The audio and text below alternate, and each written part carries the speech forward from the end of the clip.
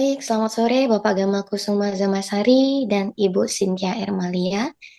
Kami dari kelompok 4, saya Anastana Gina Roselia, dan rekan kami Bapak Enggar Subekti, Bapak Fadul Rahman Alamsyah, Ibu Maya Ulfa, dan Bapak Muhammad Irga Wiranda akan mempresentasikan penelitian kami dengan judul Integrasi Cerdas Budidaya Jamur Tiram Lele Magot untuk Pertanian Berkelanjutan.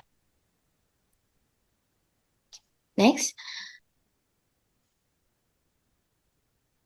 Latar belakang dari penelitian kami ini, budidaya berbasis integrasi kini muncul sebagai solusi inovatif dalam menghadapi tantangan global di sektor pertanian dan peternakan. Jamur tilam, lele, dan maggot memiliki potensi besar untuk mendukung keberlanjutan pertanian melalui pemanfaatan limbah organik dan penciptaan siklus produksi yang saling terkait. Sistem ini tidak hanya meningkatkan efisiensi produksi, tetapi juga berkontribusi dalam mengurangi dampak lingkungan akibat limbah yang dihasilkan. Next. Permasalahannya, limbah dari budidaya jamur tiram seringkali tidak dimanfaatkan secara optimal, padahal dapat berfungsi sebagai pangan maggot dan kemudian bisa digunakan sebagai pakan alami untuk lele. Ketidakefisien ini menciptakan peluang untuk mengembangkan sistem integrasi yang lebih cerdas dan ramah lingkungan. Teori dan tujuan penelitian yang kami gunakan ini berdasarkan pada konsep ekonomi sirkular dan pendekatan zero waste farming, di mana setiap limbah yang dihasilkan oleh suatu komponen budidaya dapat dimanfaatkan oleh komponen lainnya. Penelitian sebelumnya menunjukkan bahwa integrasi sistem dapat meningkatkan produktivitas dan keberlanjutan secara signifikan. Oleh karena itu, tujuan penelitian ini adalah merancang dan menguji prototipe sistem integrasi cerdas untuk budidaya jamur tiram, lele, dan maggot yang dapat diimplementasikan secara praktis dalam skala kecil hingga menengah. Slide selanjutnya akan dijelaskan oleh rekan saya, Bapak Enggar. Saya persilahkan. Baik, mohon izin saya lanjutkan. Jadi, metode penelitian pada penelitian yang telah kami lakukan, sistem integrasi untuk budidaya berdasarkan hasil pemetaan social mapping. Jadi, dari metode tersebut, eh, itu kita jadikan tiga langkah, ya kan. Yang pertama, itu kita melakukan identifikasi dari hasil social mapping itu sendiri. Terus yang kedua, kita melakukan dan membuat perancangan secara prototipe. Yang ketiga dan terakhir, ini melakukan evaluasi hasil, ya kan? Terus dan melakukan penyempurnaan dari beberapa yang kurang. Kita bahas lanjut. Kita bahas dari identifikasi hasil sosial mapping. Nah, jadi dari analisis hasil sosial mapping, eh, itu semua untuk memanfaatkan hasil pemetaan sosialnya untuk memahami kondisi demografi dari desa-desa yang ada. Jadi, secara potensi sumber daya alam, praktik budidaya yang ada, serta masalah yang dihadapi masyarakat desa, limbah organik, dan efisiensi secara dalam melakukan produksi. Terus yang kedua, dilakukan wawancara dan observasi. Nah, ini dilakukan dengan melibatkan tokoh masyarakat, petani, peternak, dan kelompok usaha di desa untuk menggali informasi mendalam mengenai kebutuhan spesifik teknologi integrasi yang dibutuhkan. Hasil yang didapatkan secara peta kebutuhan teknologi, potensi sumber daya lokal, dan kendala utama yang menjadi dasar perancangan prototipe sistem itu bisa diketahui atau dipetakan. Oke, lanjut. Yang selanjutnya, metode penelitian yang kita gunakan adalah melakukan perancangan secara prototipe. Nah, berdasarkan hasil analisis data dari hasil identifikasi social mapping.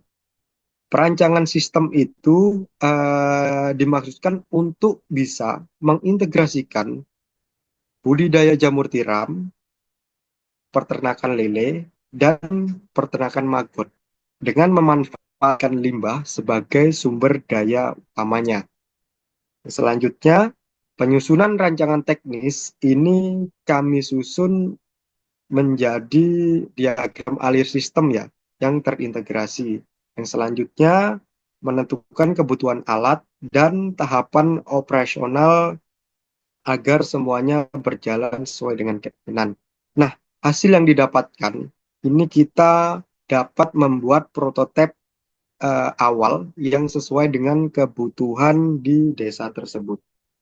Oke, lanjut. Yang terakhir, ini secara metode, itu kita melakukan evaluasi dan penyempurnaan. Dari hasil yang sudah kita uji coba, dengan diskusi dengan masyarakat untuk mendapat masukan terkait dengan penerapan sistem, mungkin ada yang kurang, kita lengkapin lagi.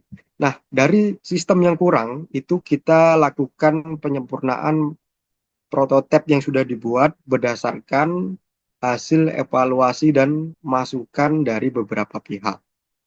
Nah, itu didapatkan hasil dari sistem terintegrasi yang siap untuk diimplementasikan di desa tersebut. Bahkan bisa diimplementasikan ke desa yang sekiranya membutuhkan dan jangkauannya lebih besar lagi.